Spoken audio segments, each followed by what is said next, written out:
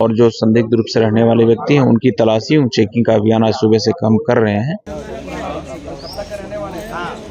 Address दे करके और एक आधार कार्ड यहाँ का भी बनवा लिए हैं। तो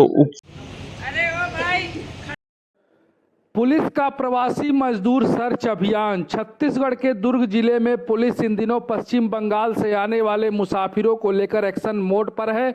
दुर्ग के भिलाई छावनी शारदा पारा बस्ती में सर्च अभियान लगाया गया, जिसमें किराएदार और संदिग्ध रूप से रहने वाले लोगों की चेकिंग और सर्चिंग की गई। नमस्कार, मैं हूं मनीष चौबे और आप देखना शुरू कर चुके हैं सीजी दुनिया। दरअसल दुर्ग जिले में लगातार आपराधिक गतिविधियां बढ़ रही हैं। वहीं बढ़ते हुए अपराधों के बाद अब दुर्ग पुलिस द्वारा दूसरे राज्यों से आकर दुर्ग में रहने वाले प्रवासी मजदूरों के साथ साथ किराएदारों की सूची बनाई जा रही है। सर्चिंग अभियान के अंतर्गत आज सुबह भिलाई छावनी के शारदा पार में 100 से अधिक पुलिस के जवानों ने 200 से ज्यादा घरों में सर्चिंग अभियान चलाया। पुलिस का उद्देश्य यह है कि जो भी व्यक्ति यहाँ रह रहा है, पुलिस के पास उसका डाटा और रिकॉर्ड होना जरूरी है। आपको बता दें कि कई आपराधिक प्रवृत्ति के लोग दूसरे राज्य में अपराध करने के बाद दुर्ग में आकर रहने लग जाते हैं और यहाँ मजदूर बन जाते हैं। तो वहीं कुछ समय के बाद यहाँ भी आपराधिक गतिविधियों में सम्मिलित होकर अपराध करने लगते हैं। ऐसे लोगों की पहचान के लिए दुर्ग पुलिस इस तरह से सर्चिंग अभियान लगातार चला रही है।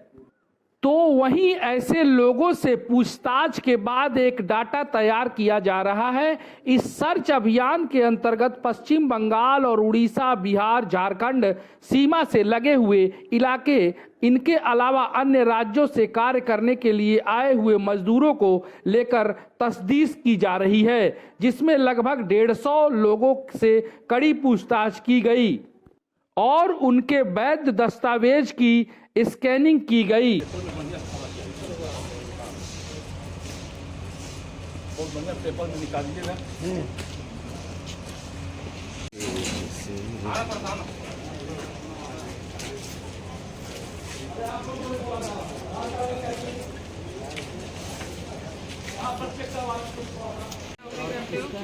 मस्ती में नमाज पढ़ा रहा था यहाँ का एक बिहार किशन लेकिन पहले फोटो हो गए ना सर। चलो लोकेशन पहले पढ़ा रहा था, खाली ट्यूशन पढ़ाऊंगा कुछ जाके, तो फिर आया हूँ तो मैं बोला और कोई पेपर से रहने वाला मैं बंगाल का। और कोई पेपर से यहाँ कब आ गए? यहाँ मैं आया हूँ 2009 से। नहीं, ये पुराना वाला नहीं है सर। रुक जाओ ना,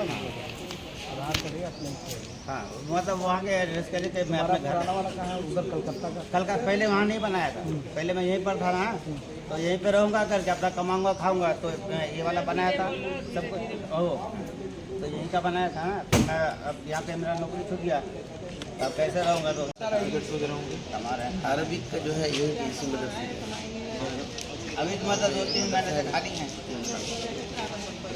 ट्यूशन पढ़ा रहे हैं। कब से पढ़ाई की? 2006 में क्लोज हो गया, उसके बाद पीछे दिन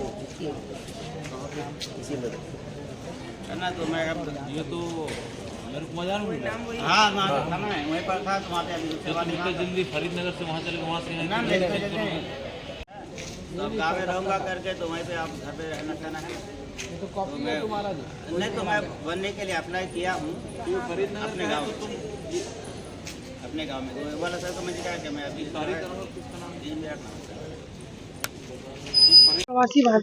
प्रवासी लोगों और अवैध रूप से रह रहे लोगों की सर्चिंग चल रही। किस तरीके की यहाँ पर आप लोगों को चीजें सामने आई है और किस तरीके का अभियान चल रहा है? देखिए, शासन के मंशारूप और शासन के निर्देशानुसार आज छावनी थाना क्षेत्र के शारदा पारा में जो बस्ती है, वहाँ में जो किराएदार लोग हैं और जो संदिग्ध रूप से रहने वाले व्यक्ति हैं उनकी तलाशी चेकिंग का अभियान आज सुबह से हम कर रहे हैं।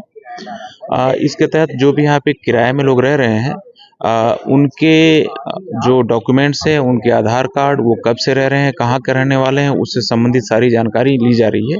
और जानकारी के साथ ही उनका फिंगरप्रिंट भी लिया जा रहा है, ताकि हम एक डाटाबेस तैयार करके रखें और डाटाबेस हमारे पास रहे। भविष्य में इस प्रकार किसी प्रकार के आपराधिक गतिविधि में यदि वो शामिल रहे हैं तो उनका डिटेक्शन किया जा सके और उनके विरुद्ध त्वरित वैधानिक कार्रवाई की जा सके। किस तरह की चीजें अब तक सामने? आधार कार्ड 2 से 3 एक ही व्यक्ति के मिल रहे हैं और तमाम तरह के कुछ दस्तावेज किस तरीके से मिल रहे हैं? देखिए, अभी हम जब जहाँ चेक करें तो जो किराए में रहने वाले लोग हैं और बहुत सारे लोग जो हैं वो वेस्ट बंगाल के, बिहार और वेस्ट बंगाल के जो बॉर्डर इलाके हैं, किशनगंज और कटिहार, वो उधर के रहने वाले हैं, यूपी के रहने वाले हैं, झारखंड के रहने वाले हैं।